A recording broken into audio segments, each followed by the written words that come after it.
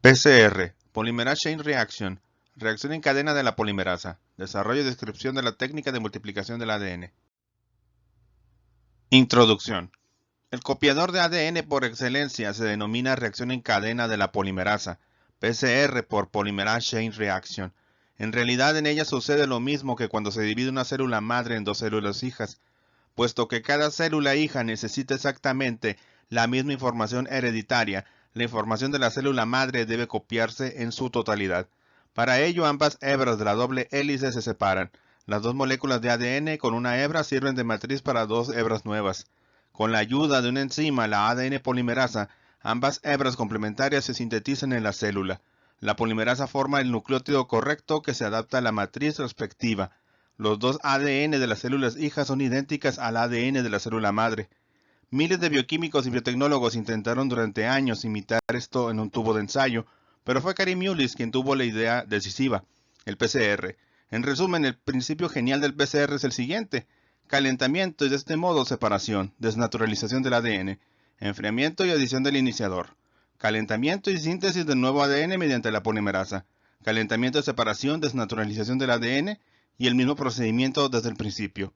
En un principio, la ADN polimerasa se añadía de nuevo en cada ciclo, puesto que la enzima en las bacterias Escherichia coli perdía su actividad en la etapa de desnaturalización a 94 grados centígrados. Más tarde, se descubrieron bacterias en fuentes de ebullición, por ejemplo, en los géiseres del Parque Nacional Yellowstone. El PCR fue desarrollado a mediados de la década de los 80 del siglo XX por Kary Mullis. La técnica resultó ser revolucionaria, ya que ha tenido un gran impacto en muchas áreas de la biología molecular. En 1993, Mullis ganó el Premio Nobel de Química por su invento. El PCR es una técnica para hacer copias o amplificar una secuencia específica del ADN en un corto periodo de tiempo. El concepto que hay detrás de una reacción de PCR es increíblemente sencillo. Aquí se añade el ADN diana que se desea amplificar a un tubo de paredes finas y se mezcla con desoxirribonucleótidos de ATP, DCTP, DGTP, DTTP, solución tampón o buffer y ADN polimerasa. Se añade a la mezcla una pareja de primers. Los primers son oligonucleótidos cortos de ADN de cadena simple que suelen tener una longitud de 20 a 30 nucleótidos. Estos primers u oligonucleótidos son complementarios de los que flanquean los extremos opuestos de la secuencia del ADN diana que se desea amplificar. Entre las aplicaciones del PCR destacan las pruebas de genética humana y diagnóstico de enfermedades, muy útiles para encontrar, en este caso, virus, clonación del ADN, que en este caso es el que permite hacer copias de estas secuencias específicas de ADN y además después extraerlas y utilizarlas para insertarlas en otros organismos. Estudios de la expresión génica, por ejemplo, RT-PCR y qPCR, que son variaciones de la técnica del PCR. Pruebas diagnósticas para los patógenos causantes de enfermedades, por ejemplo, pruebas de tejido humano y muestras de líquidos en el caso de bacterias y virus, y pruebas de muestras de alimentos y agua para la contaminación bacteriana. También tenemos la identificación de restos humanos, por ejemplo, identificación de soldados y restos en zonas catastróficas como las Torres Gemelas del World Trade Center en 2001 y el tsunami de Indonesia en 2004, por mencionar algunos casos. Pruebas de paternidad y determinación de relaciones familiares, análisis forense de ADN, y la amplificación de ADN poco común, por ejemplo, ADN de fósiles, como los que se han logrado con la secuenciación del genoma de los neandertales, o la extracción de material genético de mamuts congelados en Siberia. ¿Cómo se amplificaban los genes antes del PCR? Hasta mediados de la década de 1980, la única estrategia posible para aislar un gen y obtener grandes cantidades del mismo en estado puro era el clonado molecular. Este método se basa en la introducción de fragmentos de ADN, uno de los cuales contendrá el gen de interés, en vectores. Estos son moléculas de ADN, plásmidos o ADN de bacteriófagos capaces tanto de transportar fragmentos ajenos a su estructura original como de multiplicarlos dentro de bacterias. Si se conoce un pequeño tramo de la secuencia de aminoácidos de una proteína cuyo gen se desea clonar, multiplicar, se pueden diseñar métodos para identificar qué bacterias llevan el vector que transporta dicho gen. Este reconocimiento también se puede realizar si se dispone de un anticuerpo contra la proteína resultante del gen que se desea clonar. En este caso, se reconoce la bacteria portadora porque fabrica la proteína codificada por el fragmento de interés, la cual se une específicamente al anticuerpo. Una vez aislado el gen, no solo resulta posible determinar con exactitud su secuencia de bases o analizar en detalle la información de la que es portador, sino que también se puede estudiar su expresión. la manera en que dirige la síntesis de la proteína correspondiente, en distintos organismos y tipos celulares, introducido en células en cultivo o en animales de experimentación, etc. Estas técnicas ya clásicas han permitido el aislamiento y caracterización de decenas de miles de genes de microorganismos, animales y plantas, lo que provocó un cambio cualitativo en la comprensión del funcionamiento de la célula. ¿Cómo llegó Kary Mullis a la idea del PCR? Kary Mullis se encontró en 1985 durante un viaje a casa en un fin de semana desde el laboratorio de la empresa biotecnológica Cetus en una autopista californiana bañada por la luz de la luna. Durante 3 largas horas reflexionó sobre una idea: ¿cómo puede copiarse un solo pedacito especial de ADN millones y miles de millones de veces? Sería como poder encontrar la aguja molecular en el pajar.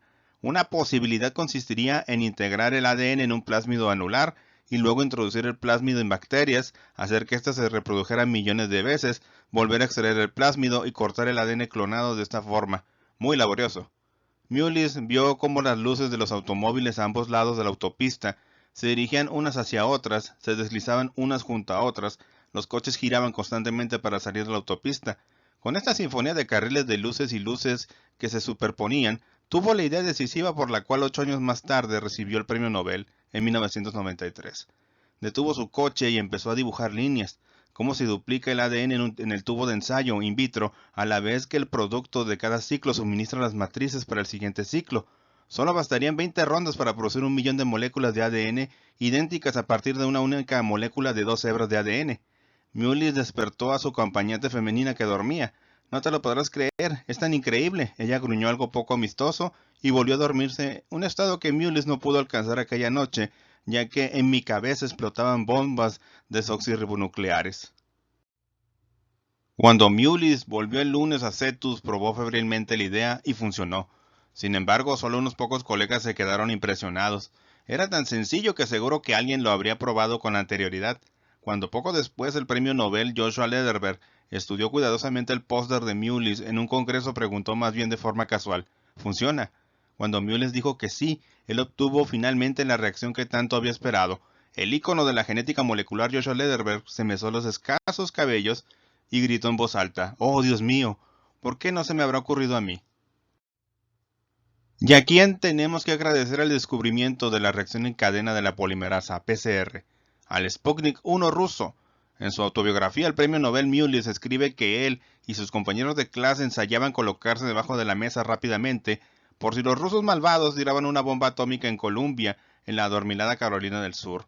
El shock del Sputnik de 1957 provocó entonces que el gobierno estadounidense invirtiera lo más rápido posible en la formación de sus ciudadanos. El treceañero Kary pidió para Navidad un juego de química. Así empezó la historia del PCR. El tablero de ajedrez del emperador. Otra versión sobre el desarrollo del PCR es la siguiente. Según cierta leyenda, un emperador chino preguntó a un sabio qué recompensa exigiría a cambio de un importante servicio. El sabio puso su precio: nada más que arroz, 2 granos colocados en la primera casilla de un tablero de ajedrez, 4 en la segunda, 8 en la tercera, y así sucesivamente. Una modesta petición, pensó el emperador, y la concedió alegremente, pero él no había entendido el principio de las progresiones geométricas. Toda la cosecha de arroz del imperio hubiera tenido que ir a una sola casilla, mucho antes que alcanzase la 64ª. Fue el mismo cálculo simple, tan obvio para cualquier versado en números, lo que llevó a lo que presumiblemente ha sido la innovación tecnológica más importante de nuestro tiempo. Le valió Kary Mullis, el iconoclasta biólogo norteamericano, el premio Nobel en 1993. Así es como él recuerda el momento cegador de la revelación, una experiencia reservada solo a unos pocos científicos en toda una vida de trabajo. A última hora de la tarde de un viernes de primavera de 1983, iba en coche a Mendocino County, en California, con una amiga que era una excelente química. Ella estaba dormida. Cada fin de semana yo iba al norte a mi cabaña y en el camino pasaba 3 horas sentado en el coche. Me gusta conducir a medianoche, mis manos ocupadas, mi mente libre. Esa noche estaba pensando sobre mi experimento de secuenciación propuesto. Mullis, que trabajaba para Cetus, una joven compañía de biotecnología, estaba sopesando una idea que podría mejorar la eficiencia del procedimiento utilizado para determinar la secuencia de nucleótidos en el ADN. Los nucleótidos son los eslabones que forman las largas cadenas de ADN. Son de 4 tipos, abreviados como A para adenina, C para citosina, G para guanina y T para timina. La secuencia de ADN es el orden en que aparecen estas unidades a lo largo de la cadena. Las dos hebras de la famosa doble hélice tienen secuencias complementarias. Cada A tiene enfrente y está ligada a un T en la cadena opuesta y cada C está ligado a un G. El proceso de secuenciación utiliza una enzima que en forma natural copia el ADN durante la división celular. Para que la enzima ADN polimerasa empiece a recorrer la cadena y haga su trabajo, se necesita un primer o cebador. Este es un corto segmento de una hebra de ADN fácilmente sintetizado en el laboratorio, complementario del inicio del segmento de ADN que va a ser secuenciado.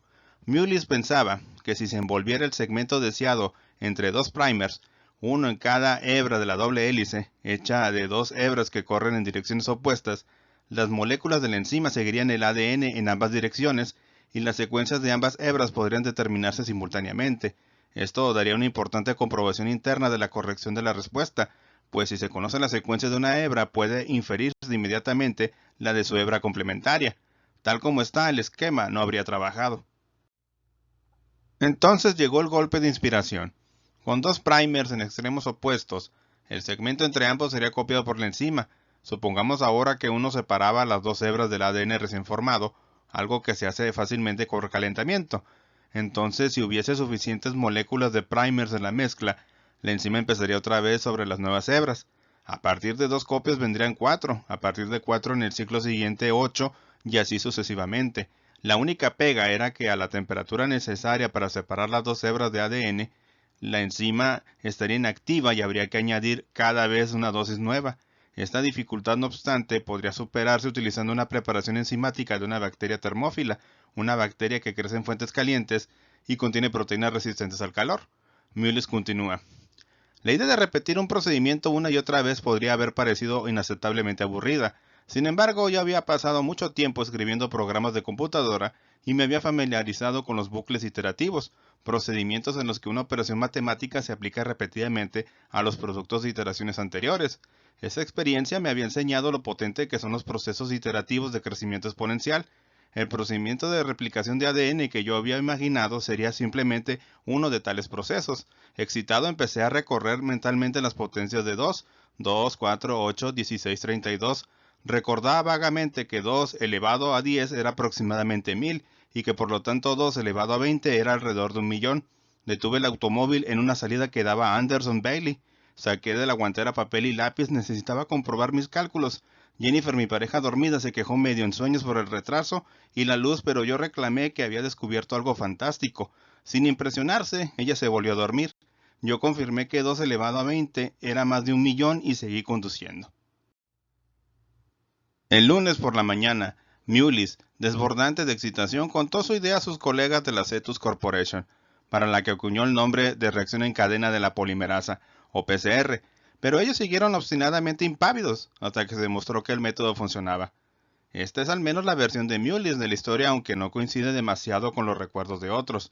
La actuación errática de Mullis en el laboratorio y su estilo brusco e hiperbólico no le habían hecho simpático a sus colegas, incluso había algunos en la compañía que pensaban que sería mejor librarse de su molesta presencia.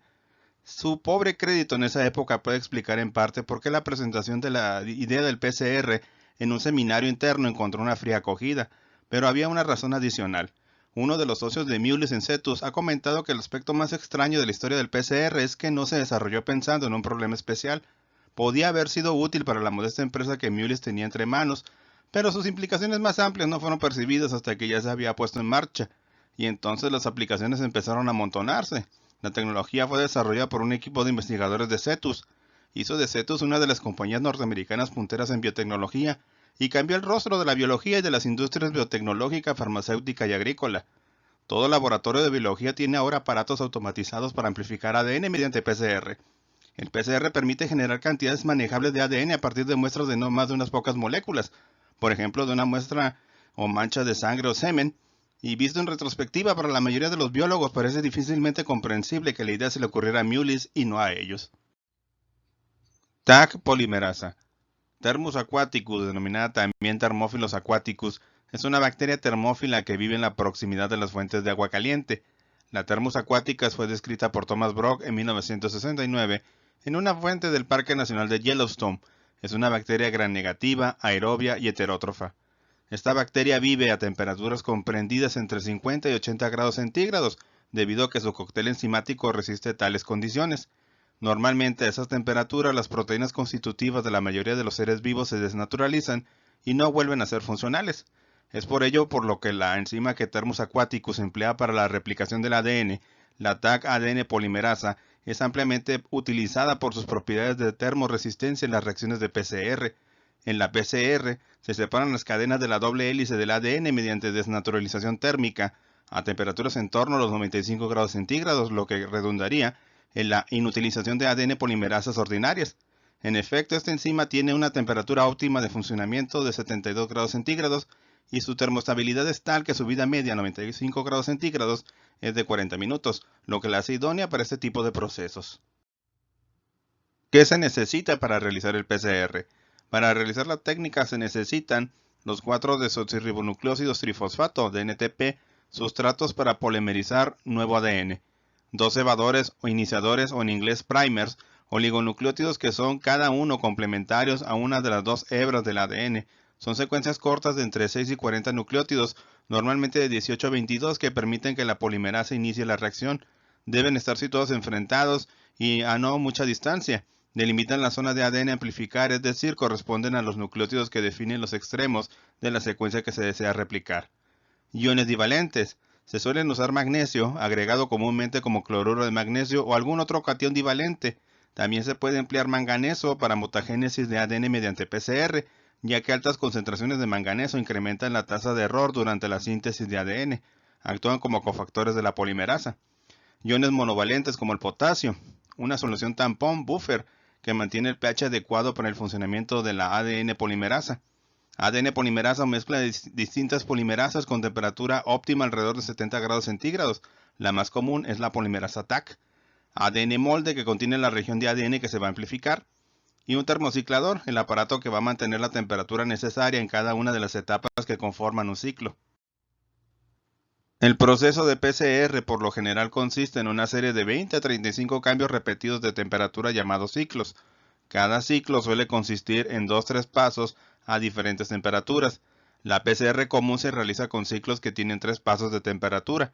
Los pasos de ciclo a menudo están precedidos por un choque térmico llamado Hall a temperatura mayor de 90 grados, generalmente, y seguido por otro Hall al final del proceso para la extensión del producto final o el breve almacenaje. Las temperaturas usadas y el tiempo aplicado en cada ciclo dependen de gran variedad de parámetros. Estos incluyen la enzima usada para la síntesis de ADN, la concentración de iones divalentes y de los DNTP en la reacción y la temperatura de unión de los primers, así como la longitud del ADN que se desea amplificar. Actualmente, casi todos los termocicladores dan la opción de realizar la reacción de PCR con la llamada tapa caliente, es decir, que el sistema de termociclador aplicará calor a la parte de arriba del vial que contiene la mezcla de PCR. Al comienzo, los laboratorios que empezaron a usar los primeros aparatos que se comercializaron y que no incluyen este sistema tenían que poner unas gotas de aceite dentro del vial. El objetivo de este procedimiento, al igual que el de la tapa caliente, es evitar la condensación de la muestra, ya que en el Eppendorf se encuentran 2 fases, líquido y gas. Al condensarse la muestra perdemos volumen de la mezcla. Sin embargo, calentando la tapa o poniendo las gotas de aceite evitamos este proceso físico, conservando casi intacto el volumen de la muestra. Descripción de las etapas del PCR. Inicio. Este paso consiste en llevar la reacción hasta una temperatura de 94 a 96 grados centígrados o 98 grados centígrados si se está usando una polimerasa termoestable extrema, que se mantiene durante 1 a 9 minutos. Esto solo es necesario para ADN polimerasas que requieran activación por calor. Desnaturalización. En primer lugar, se desnaturaliza el ADN. Se separan las 2 hebras de las cuales está constituido. Este paso puede realizarse de diferentes modos, siendo el calentamiento, 94 a 95 grados centígrados de la muestra, la forma más habitual. La temperatura a la cual se decide realizar la desnaturalización depende, por ejemplo, de la proporción de guanina-citosina que tenga la hebra, como también del largo de la misma. Otros métodos raramente empleados en la técnica del PCR serían la adición de sales o agentes químicos capaces de realizar la desnaturalización. Alineamiento o unión del primer. A continuación se producirá la hibridación del primer, es decir, el primer se unirá a su secuencia complementaria en el ADN molde. Para ello es necesario bajar la temperatura a 40 a 68 grados centígrados, durante 20 a 40 segundos, según el caso, permitiendo así el alineamiento. Los puentes de hidrógeno estables de entre las cadenas de ADN, unión ADN-ADN, solo se forman cuando la secuencia del primer es muy similar a la secuencia del ADN molde. La polimerasa une el híbrido de la cadena molde y el primer y empieza a sintetizar ADN. Los primers actuarán como límites de la región de la molécula que va a ser amplificada. Extensión o elongación de la cadena. Actúa la ADN polimerasa tomando el ADN molde para sintetizar la cadena complementaria y partiendo del primer como soporte inicial necesario para la síntesis de nuevo ADN. La polimerasa sintetiza una nueva hebra de ADN complementaria a la hebra molde, añadiendo los DNTP complementarios en dirección 5' 3', uniendo el grupo 5' fosfato de los DNTP con el grupo 3' hidroxilo del final de la hebra de ADN creciente, la cual se extiende. La temperatura para este paso depende de la ADN polimerasa que usemos. Para la polimerasa Taq, la temperatura de máxima actividad está entre 75 y 80 grados centígrados, comúnmente 72 grados centígrados. El tiempo de extensión depende tanto de la ADN polimerasa usada como de la longitud del fragmento de ADN que se va a amplificar.